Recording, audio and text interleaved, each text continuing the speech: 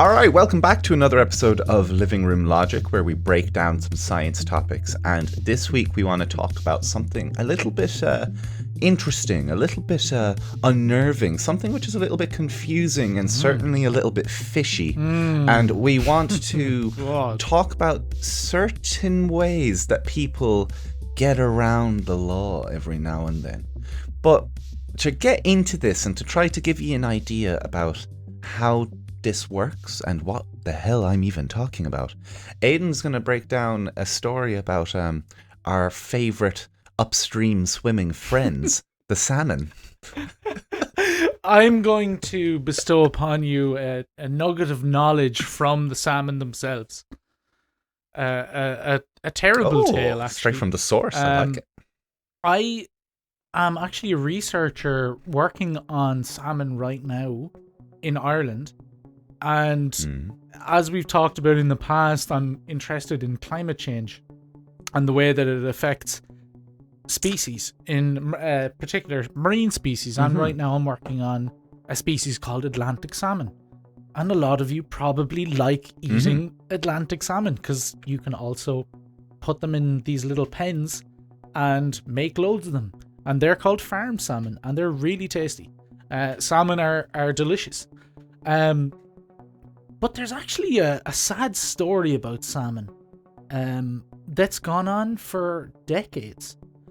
And it all started maybe 200 years ago when people were seeing them in rivers and the rivers were black with fish. There were just so many that, you had fish to beat the band and everyone was happy out. And as technology got better and time went on, there were less and less fish because we got so good at getting rid of them. And the thing about salmon is they have a life stage. They start their life in rivers, and then it depends on where you are in the world, but they'll spend a couple of years in rivers and lakes, and then they'll head out to sea, and they'll live at sea for a couple of years, and then they'll come back, make this mad journey home, a crazy migration of hundreds of kilometers right back to their source river, and they'll mate, spawn, and mostly die, and then the next generation goes on. And that's just how their species evolved, okay? Yeah. Okay, yeah. And at the start, people in freshwater, in rivers and lakes, really exploited. They fished the crap out of rivers and really kind of decimated populations in local freshwater systems. But countries caught on really fast. They said, okay, we can't do that anymore. This is how they start their life. We can't exploit them when they're at their most vulnerable or when they're coming back. We need to try and regulate rivers and lakes. And we actually, the whole world is doing really well at that, at regulating Atlantic salmon in rivers and lakes, because it's quite easy to do it. It's quite easy to enforce it. Yeah. So, you need to be vetted. You need a license, which is pretty much in most places pretty expensive these days to go and fish salmon out of rivers. And so that's great. But then in the turn of the millennium, salmon abundance just crashed. And it crashed in North America, it crashed in Western Europe, and it crashed in Northern Europe. And that's where most of your salmon are. And we were kind of thinking, okay, why? Because not only have we actually put quotas and stopped people fishing loads of salmon out of the rivers and the lakes, but they're actually big fisheries, lots of boats, fleets in the water fishing salmon in the 70s, 80s, 90s, even earlier than that we actually said, look, we can't anymore because we're going to decimate the salmon in the ocean as well. And so despite all of that conservation, all of that mitigation, salmon are still declining in abundance today. And we're really confused as to why, because it's not because of exploitation anymore. It's not because of fishermen that we told to stop fishing, because they don't anymore. They are not fishing salmon anymore because we don't allow them to. So researchers went to look elsewhere. We looked at things like climate change. Salmon really like cool water, and the North Atlantic is getting warmer. And we know this based on all the stuff we talked about in our bonus episode of season 2 about climate change. And that's done to death now. The North Atlantic is getting hot, and so is everywhere else. And salmon really don't do well in warmer waters. It's just the way that their genetics and their populations work.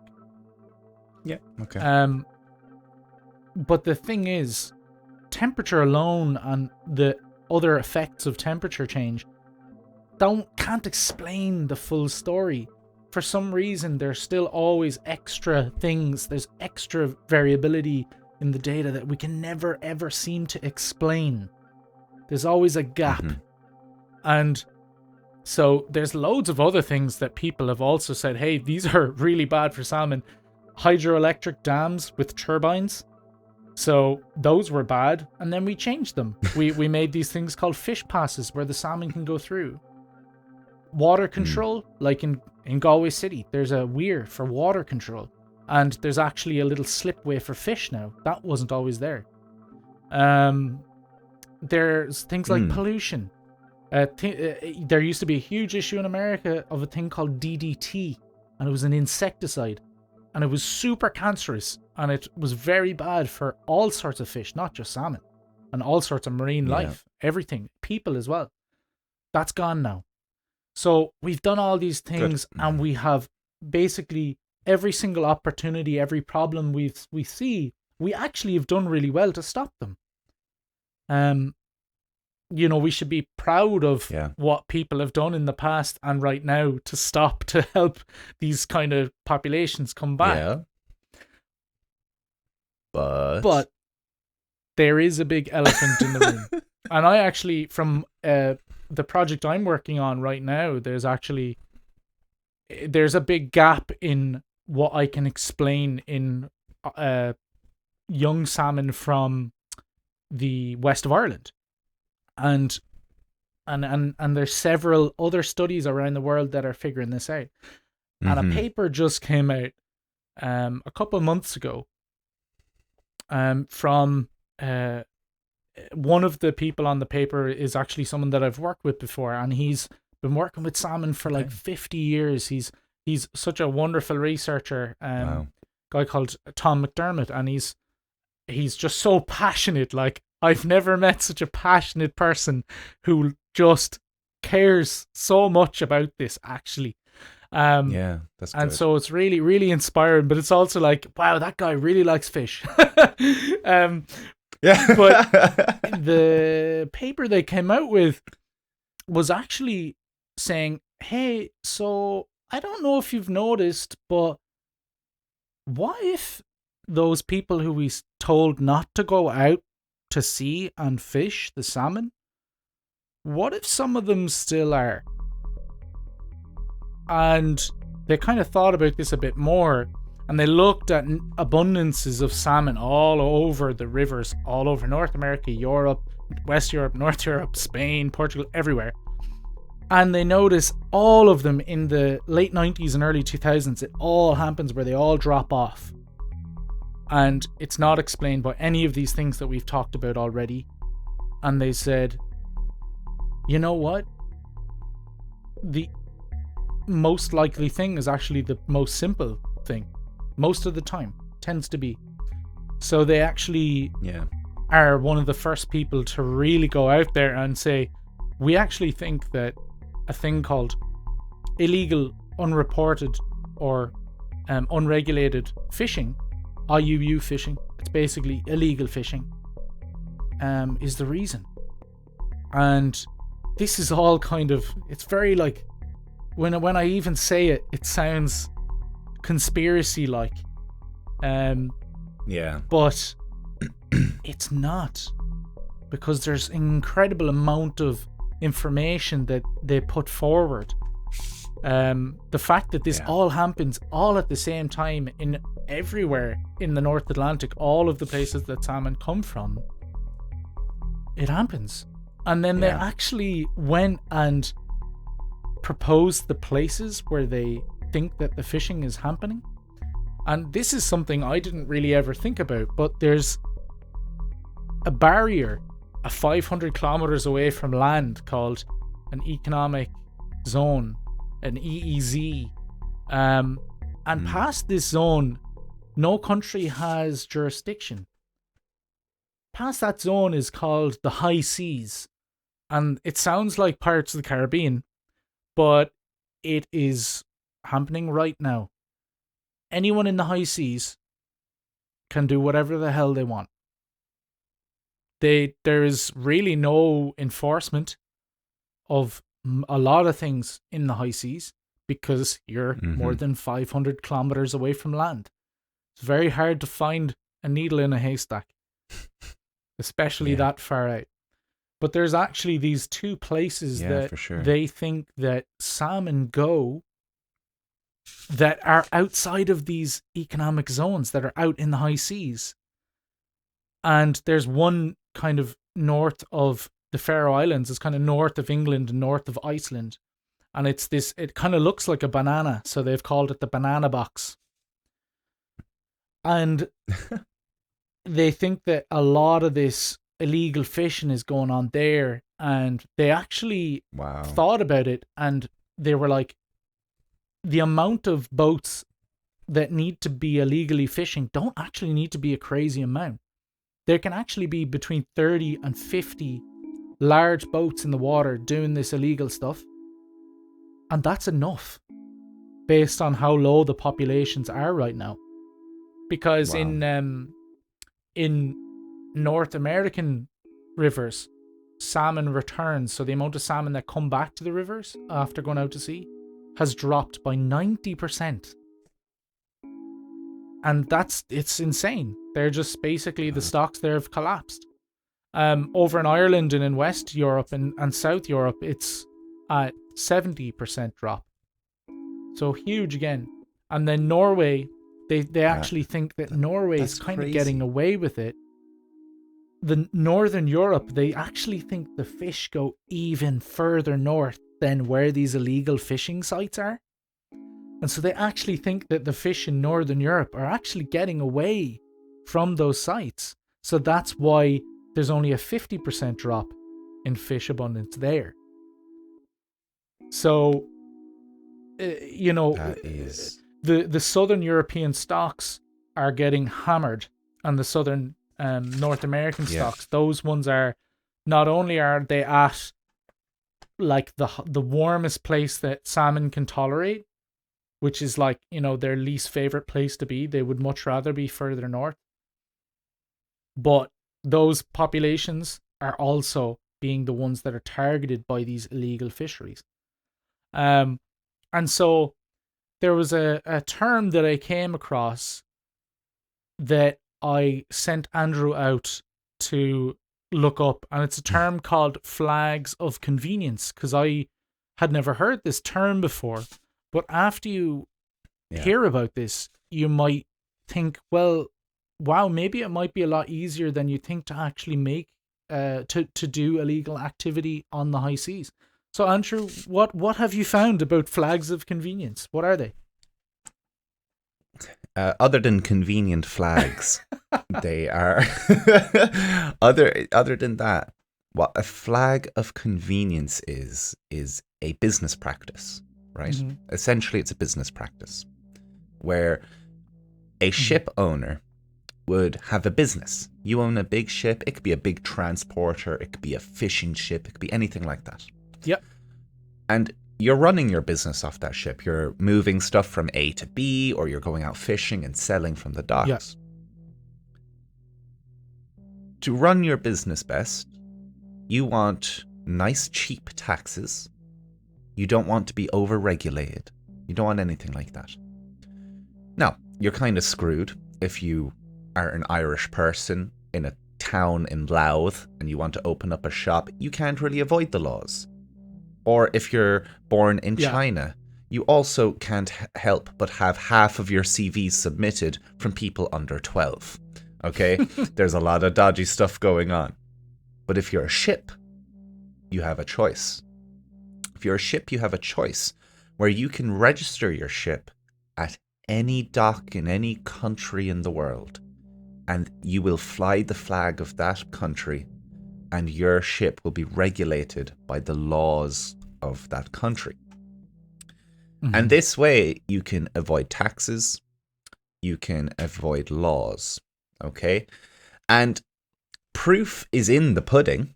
Proof is in the pudding because 77% of all ships on the high sea are registered to 5 countries. Registered to 5 countries. That's insane. Okay. No, which countries are they, do you think? Which countries? So China does a lot of moving stuff out, so you'd assume China. Maybe it's America, the home of the Industrial Revolution. It could be India. There's so many people there. Surely a European country, the British, maybe the Spanish or the Portuguese. Sure, they're the original kings of the high seas. Yeah. Right? That's what you think. No, this is proof of pudding. The bloody countries with all of the ships are a part of is Panama, Liberia, the bloody Marshall Islands, Hong Kong, and Singapore. 77% of ships. Panama.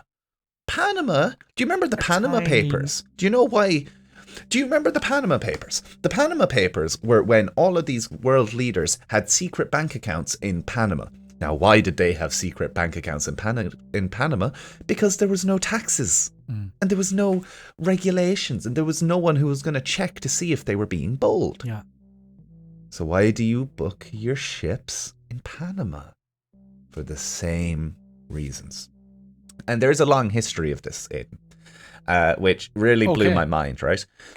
So it's a little bit political, but it's also very interesting, right? Where if you think about the transatlantic slave trade, okay, this was all done by Navy ships from the British, the Spanish, and the Portuguese. Essentially, they were the kings of the Navy at the time that was happening. They'd go to Africa, they'd ship over to Brazil or to the Caribbean or to the States. Yeah. Bada bing, bada boom.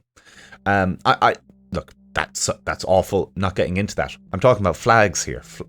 Come on, flags. Portugal is famously the first country to abolish slavery and make it illegal in Portugal. It did this during the transatlantic slave movement. And what it did was it registered all of its ships in Brazil. And Brazil did not change its laws. The Brits did the same. Oh my God. So to say that this is a new and sneaky way to pretend that you're good is crap. Because as bad as it is that there are people out there fishing the salmon that you're saying that could be doing it, there is a very good chance that these are people from regulated countries that have this legal workaround. It could be anyone. It could be literally anyone. So flags of convenience, they are awfully convenient for the owners of ships, and they're extremely inconvenient for literally everybody else. That was very good and very interesting. You absolutely nailed that, because that was my whole point, is that, look, we're talking about salmon here, but we actually accidentally opened a door into the black market. And the idea is that, we are talking about salmon because that's what we know about, at least one of us. We know nothing about those other things.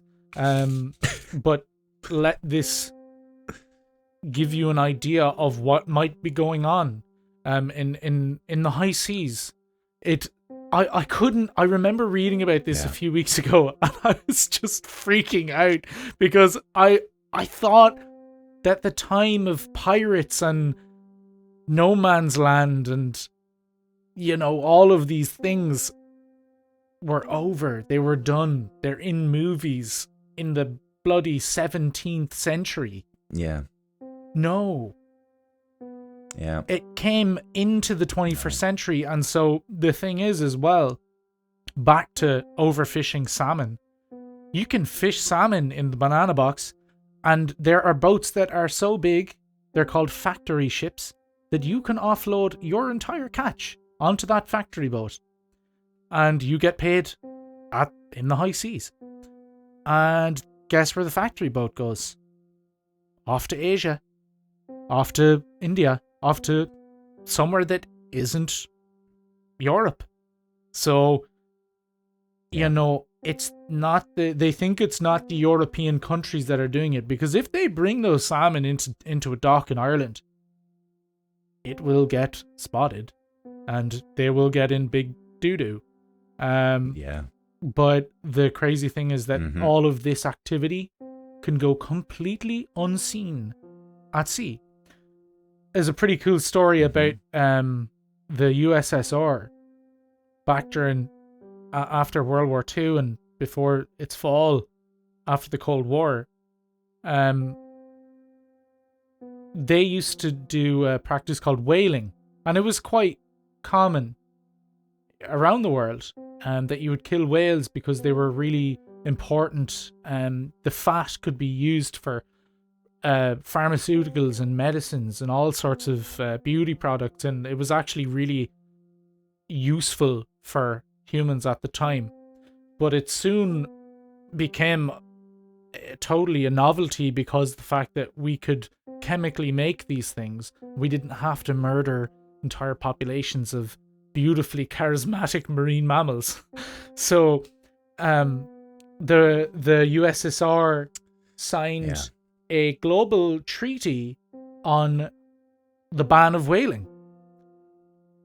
And then, in secret, they did it for another 15 years.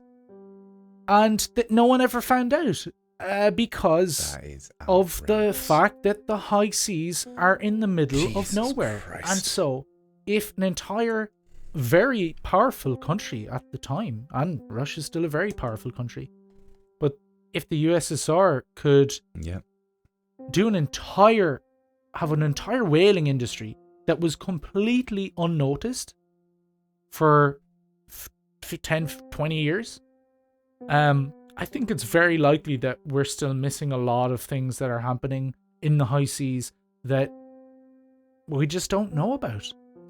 And I think what's the most interesting thing about that paper that I was reading about salmon is I was kind of thinking to myself, why don't they have any data on these illegal activities?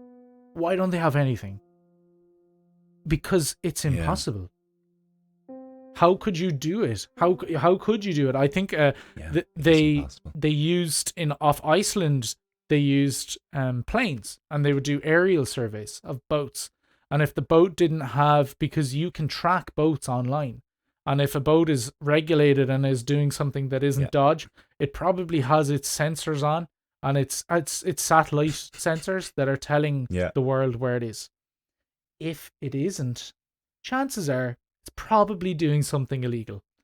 So that was just an eye-opening story for me. And it started with salmon and it ended with the whole world being very, very naughty in every which way. In the deepest of the black market. Very bold. And it's just crazy. You could make a whole Netflix documentary about this. Yeah, it really is. So I'm surprised that there's probably one in the works. No, there's definitely a lot on covering? illegal activities at sea, but specifically for fishing, I think people don't really. Yeah. You know, it's either fishing or human trafficking. Which one do you do a documentary on? So, You know what I mean? Like, one is a lot more important to humans, Yeah. and understandably so. It does boil. It boils down to empathy. Yeah. Yeah, I totally agree. I think that there's I think there's definitely a place to have discussions about it, because I feel like there should be laws and extreme consequences for breaking maritime law, because I think there is a series of laws that generally govern maritime, but it's very, very unregulated because there aren't little police speedboats in the center of the Atlantic that chase massive containing ships to do it. And the reason you don't do it is because that would be absolutely impossible to do. Which country's going to pay for that? None. No country's going to pay for that. And the reality is it's highly likely that most countries are profiting from it. Yeah. Yeah. So that is my story about where all the salmon have gone. They've gone into illegal boat hulls. So the next time you eat a salmon, just respect it. It's had a really tough going.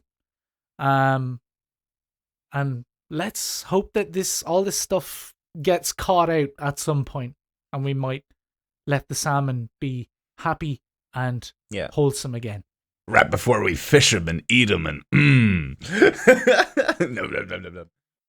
This is the end of the podcast.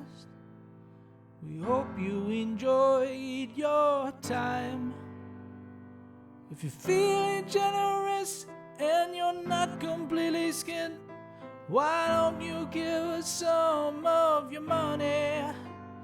Join our Patreon. Join our Patreon. Join our Patreon.